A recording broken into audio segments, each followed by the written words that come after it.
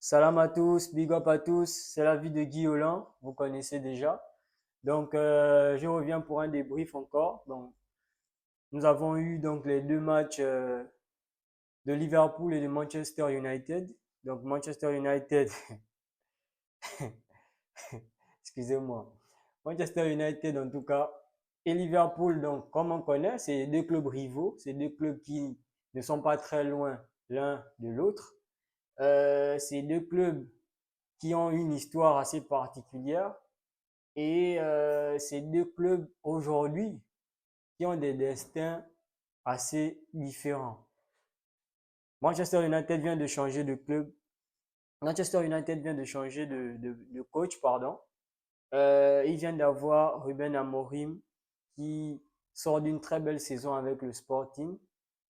Donc, Manchester United, on attend vraiment beaucoup d'eux. Ça fait quelques années que ça ne va pas beaucoup de leur côté. Donc, en termes de résultats, c'est pas vraiment satisfaisant. C'est vraiment pas ça. C'est vraiment pas bon. Faut pas qu'on se mente, disons-nous la vérité. Pourtant, bah, en termes d'effectifs, bon, moi perso, je trouve que l'effectif n'est pas si mal. Bon, chaque année, ça évolue, mais il y a des joueurs assez intéressants. Il y a des joueurs assez intéressants, découvre des jeunes joueurs, des Kobe Maino, il y a des Bruno Fernandes, des joueurs d'expérience qui ont le potentiel, en tout cas, pour porter cette équipe-là. Mais en termes de résultats, je ne vois rien. Je ne vois rien de bon. Je ne vois rien de bon. Donc, s'il faut commencer par leur match, s'il faut commencer par leur match, d'ailleurs, ils ont joué avant Liverpool, donc on va commencer par eux. Ils étaient aujourd'hui à Molineux, donc le stade de Wolverhampton, et ils ont perdu 2-0. Donc, euh, en termes de contenu, c'était pas trop ça, hein. C'était pas trop ça. Déjà au niveau des actions, comme City d'ailleurs, comme City, City a eu 24 frappes, 5 tirs cadrés. Manchester, on est sûr, bon, pas, c'est la moitié carrément des frappes de City. Mais en termes de tirs cadrés, on est sur le même chiffre, quasiment. 11 tirs pour 4 cadrés. Zéro but dans tout ça. Les attaquants, à quoi ils servent? Aujourd'hui, il a aligné Hollywood, Ahmad. Ahmad, il se débrouille pas mal ces derniers temps, mais voilà, quoi, il peut pas tout faire seul. Et aujourd'hui, il n'a pas joué un très bon match. Bruno Fernandes, il a pris un carton rouge. Je pense qu'il a pris un carton rouge non, en deuxième mi-temps, en début de deuxième mi-temps, il avait déjà un carton jaune en première mi-temps. Et il a pris un deuxième en deuxième mi-temps. Et ça a carrément mis son équipe dans le trou. Parce que par la suite, bah, ils ont encaissé un but. Ils ont encaissé un but sur corner. Au niveau de la défense, c'est pas ça. C'est pas ça. C'est compliqué. Ils ont beau avoir pris Lenny Yoro. Aujourd'hui, il a changé un peu parce qu'il y avait pas d'Eliott, je pense. Oui, il n'y avait pas d'Eliott. Il était remplaçant. Il y avait Maguire, il y avait Martinez, mais c'est pas bon en fait. C'est vraiment pas bon. C'est vraiment pas bon. C'est une équipe vraiment de tocards, s'il faut le dire comme ça, comme dit Stan. C'est une équipe. Onana aujourd'hui, il y a vraiment rien de bon à signaler. Rien de bon à signaler. En tout cas, bon match de Wolverhampton. Sans leur capitaine Mario Lemina. Il n'était pas sur la feuille de match d'ailleurs, je ne sais pas pourquoi. Aujourd'hui, c'était Semedo le capitaine. En tout cas, ils se sont vraiment bien débrouillés. Le but de Matheus Cunha qui continue sur sa bonne lancée parce que c'est l'un des joueurs les plus décisifs de Wolverhampton. Il a aussi fait une passe décisive à la fin du match pour Wang Yishan. Donc, très bon match en tout cas de Wolverhampton. Pour Manchester United, pardon, mieux ne pas trop s'accentuer sur eux. J'espère qu'ils vont relever la tête pour les prochains matchs. Maintenant, on passe à Liverpool. Donc Liverpool qui concrétise encore son statut de leader. Donc Liverpool, vraiment chapeau. S'il faut applaudir, j'applaudis même. Pardon. Ils sont trop forts. Ils sont trop forts. Liverpool fait une mauvaise entame de match. Bon, ils ont encaissé un but. D'ailleurs, très beau but de la part de Jordan Ayew. Donc aujourd'hui, Arne Slot a décidé de faire reposer quelques joueurs. Bon, Luis Diaz qui est titulaire d'habitude. Aujourd'hui, c'était Darwin Núñez. Et Szoboszlai aussi qui n'était pas là, qui a été remplacé par Curtis Jones. Donc pourtant, ces deux joueurs qui ont joué des très gros matchs, bon, un très gros match parce que c'est le même match qu'ils ont joué contre Tottenham. Mais malgré ça, il peut changer de joueur, mais on ressent bien que les joueurs ont la même envie, ont la même intensité. Parce que malgré qu'ils changent de joueurs, ça reste toujours quasiment la même équipe dominante, avec, avec plein de conviction dans ce qu'ils font, en fait. Cody Gakpo, top player, en fait. Quel but qu'il a marqué, en vrai, en vrai. Non, mais Liverpool, ils font plaisir. Ils font vraiment plaisir, en fait. Cody Gakpo, il a marqué un très beau but à l'entrée de la surface. Magnifique frappe enroulée. Quoi d'autre à signaler?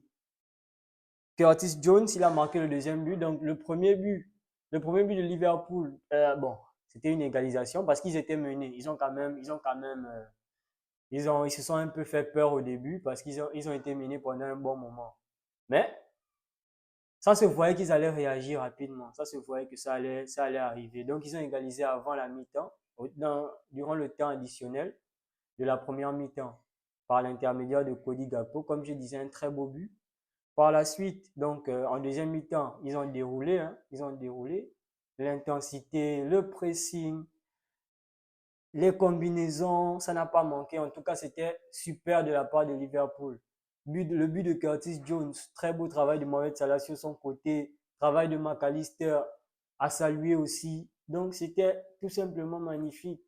Et Mohamed Salah, il faut qu'on en parle, s'il vous plaît. Mohamed Salah,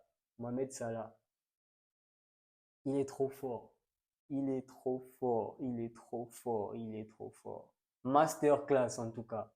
Masterclass.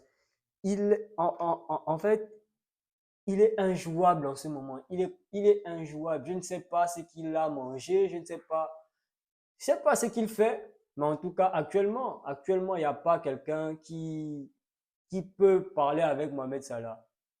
Et vraiment, si Liverpool ne le garde pas pour la saison prochaine, ce sera vraiment compliqué. Mais bon, en tout cas, ils ont l'effectif, mais par rapport à ce qu'il fait, je pense que c'est un joueur qui mérite qu'on lui donne ce qu'il veut. S'il veut rester, il n'a qu'à rester. Mais bon, c'est aux dirigeants de Liverpool de décider. Mais Mohamed Salah, c'est un top player.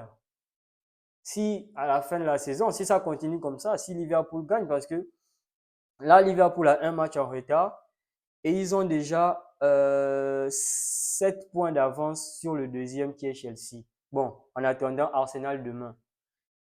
Et Arsenal, bon, même s'il gagne, Arsenal aura un point de plus que Chelsea. Donc Liverpool aura 6 points d'avance sur Arsenal avec un match en retard.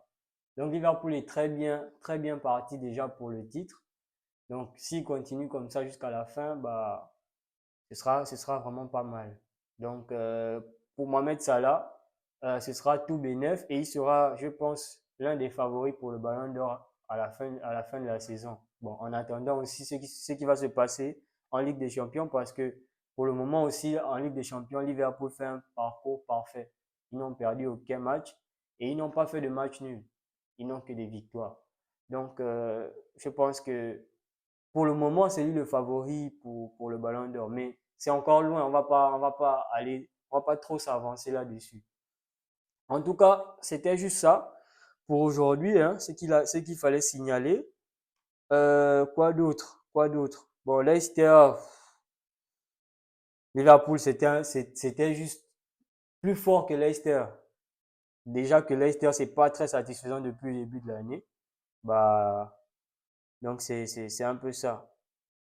Donc, au classement, Liverpool reste premier, hein. Comme je disais, on attend ce qu'Arsenal va nous proposer demain pour voir un peu s'il passe à la deuxième place. Mais sinon, l'incidence au classement, au niveau de la première place, il n'y avait pas d'enjeu particulier aujourd'hui.